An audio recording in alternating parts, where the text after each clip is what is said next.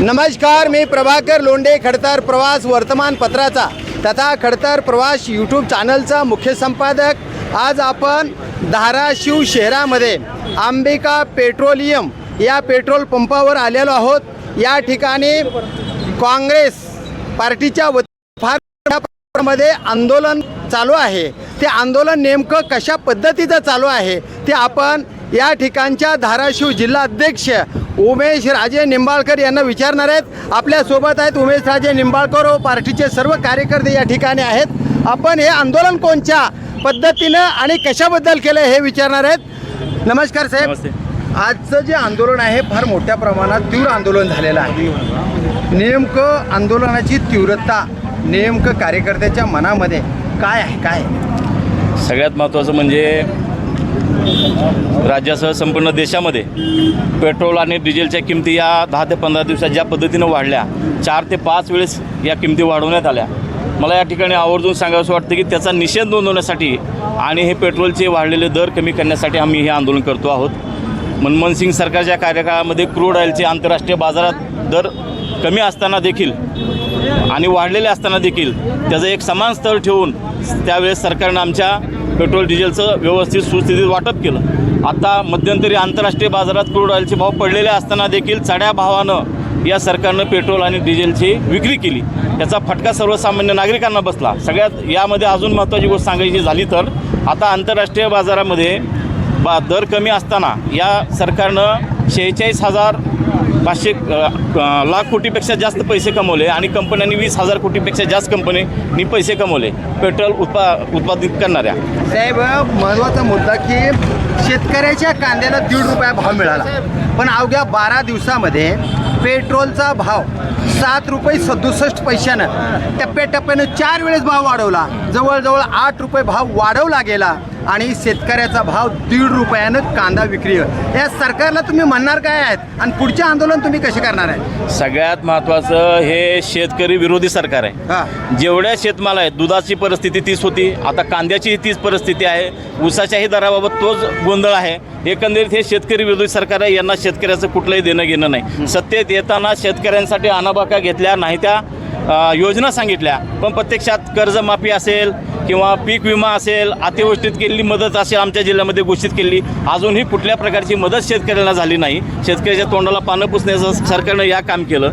आणि आत्ता सगळ्यात महत्त्वाचं शेतीची पेरणीपूर्वीची कामं चालू आहेत, त्याच्यासाठी ट्रॅक्टर आणि डिझेल लागतं।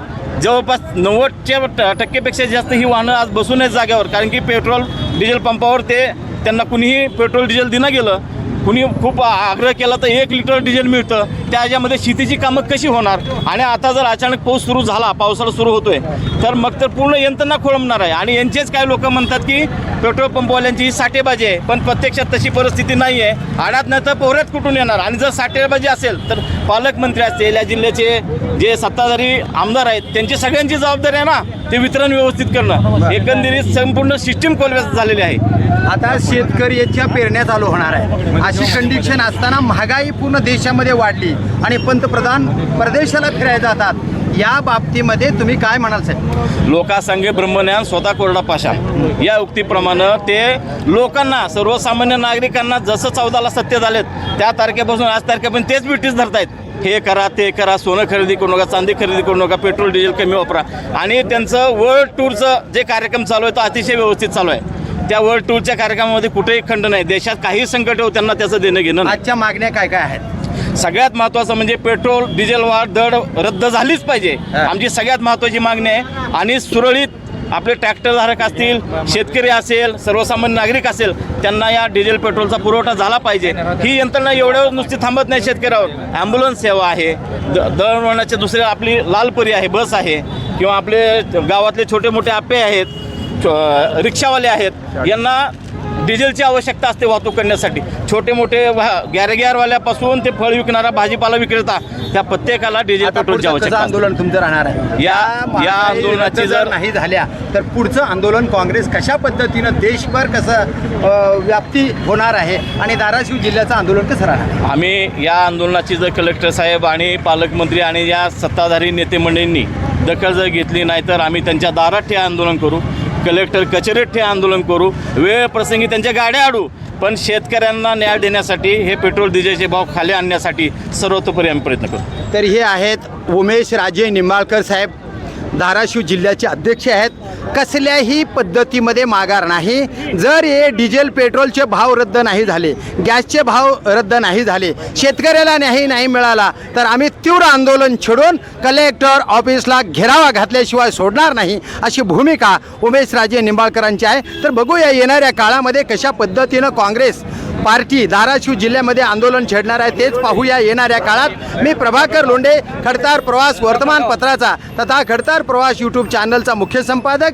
या चॅनलला सबस्क्राईब करा, शेअर करा, लाईक करा, बेल आयकॉनचे बटन दाबा, आपले विचार कमेंट बॉक्समध्ये नोंद करा. धन्यवाद. धाराशिवकर. जय हिंद, जय महाराष्ट्र.